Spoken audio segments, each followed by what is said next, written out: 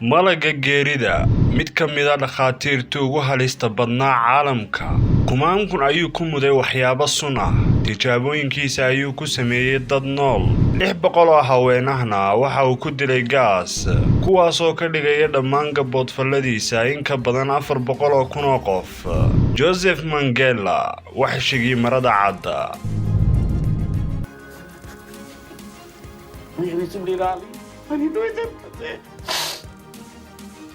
Eu falei, eu tenho prazer. Pago o vermelho no limite. Rito, Cristo, que tal financia, Shime de Jarros Nervo. Araslet, Hakim.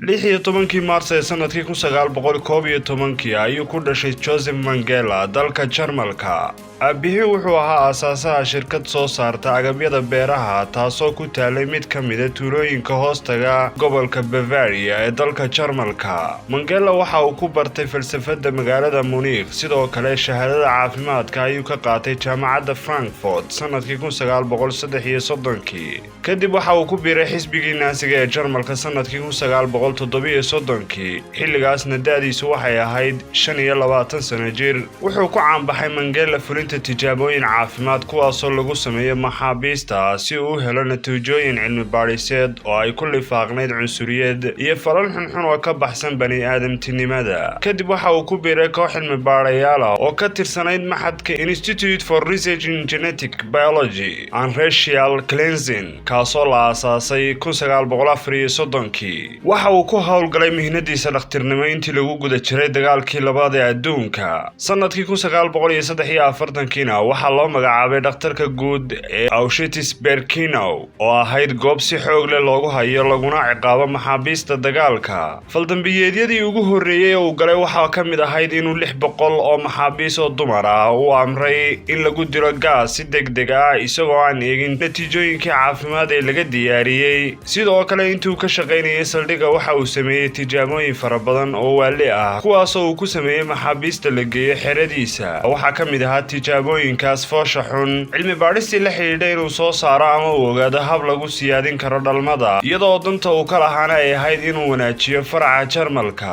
kooxda caafimaadka ee uu madaxda u ahaa Joseph Mengele waxay ahayd mid kormeerta fulinta tijaabooyin qarsoon oo lagu sameeyay mataanaha iyo dumarka uurka leh. dhibanayaasha qaarkood waxay ahaayeen kuwa lagu fuliyo tijaabooyin sida in dhiigga laga shubo ama lagu mudo waxyaabaha aan la aqoon. qaar badan oo maxaabiista saldhigga ahna waxay u dhinteen tijaabooyinkii caafimaad ee Mengele uu ku sameeyay. maxaabiistu marka ay soo gaaraan saldhigga Auschwitz waxa uu u doori jiray laba arrin oo kala ah in ay shaqeeyaan ama in la dilo. maalin maalmaha ka mid ah waxa soo gaaray saldhigga hooyo iyo gabadheeda oo 14 jir ah. go'aanku waxa uu ahaa in istaanta loo diro inay shaqada aado balse waxa ay si degdeg ah u diiday in gabadheeda laga kaxeeyo sababtoo ah waxay ahayd mid og in kolleyba la deldelayo. waxa uu go'aansaday Mengele inuu arrinta soo dhex galo kadibna labadoodaba waa uu toogtay. arrin kale ayaa waxa ay dhacday markii khilaaf adag uu dhex maray Mengele iyo dhakhaatiir kale oo ku sugnay xeradii Birkenau waxaana ay isku hayeen wiil in ay TB ku dhacday iyo in kale sababtoo ah astaamaha cudurku ma ay ahayn kuwo si cad uga muuqda jirka wiilka. Mengele waa uu baxay kadibna qolka ayuu ku soo laabtay saacad iyo xogay kadib isagoo ka cudur daaranaya dib u dhiciisa iyo sida qaldan ee ugu maleeyay wiilku inuu yahay mid qaba TB. su'aasha ayaase waxa ay tahay arrintaas iyada ah ma bedeshay aragtidii Joseph Mengele. dib waxa ka cadaatay kadib markii uu ka baxay qolkii dooda in uu Mengele toos u aaday wiilkii uuna ku dhuftay xabad kadibna uu ka baadhay meydkii wiilka calaamadihii cudurka balse uusan ka helin.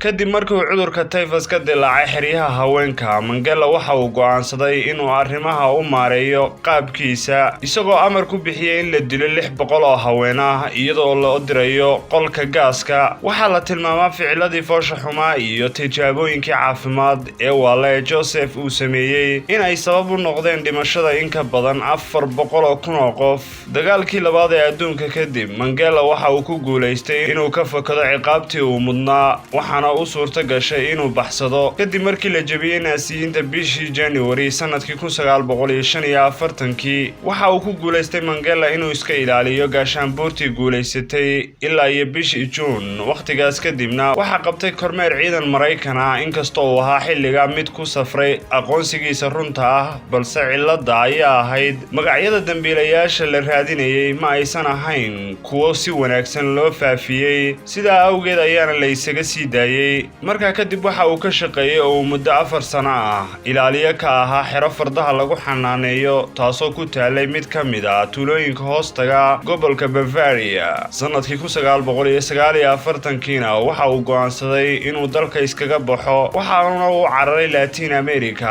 isagoo oo maray Talyaaniga kontumeeyadii waxa uu furtay xarun caafimaad oo aan haysan liisan taasoo ku taalay Buenos Aires caasimada Argentina takhasuskiisuna waxa uu ahaa ilmo soo xaadhista oo iyada qudheedu sharci darro ahayd markaa waxa la qabtay kadib markii mid ka mid ah bukaanadiisu ay u dhimatay camaliyadii uu ku fuliyay sida laga soo xigtay mid ka mid ah markhaatiyaashii waxa uu sheegay in mid ka mid ah asxaabtii Joseph uu maxkamadda la yimi boorso ay lacag ka buuxdo taas oo la siiyay qaadigii xukunka ridi lahaa isla mar ahaantaana la laalay kiiskaas isaga ah sanadkii 1961 waxa uu guuray Brazil waxaanay ahaayeen dawladaha kala ah Brazil Argentina Uruguay waqtigaas kuwa naxariis saa'id ah u muujiya naasiyiintii soo cararay ee wadamadooda soo magan galay waxa uu bedelay Joseph magaciisa isagoo ka dhigay Wolfgang Gerhardt sanadkii 1979 waxa uu dhintay Mandela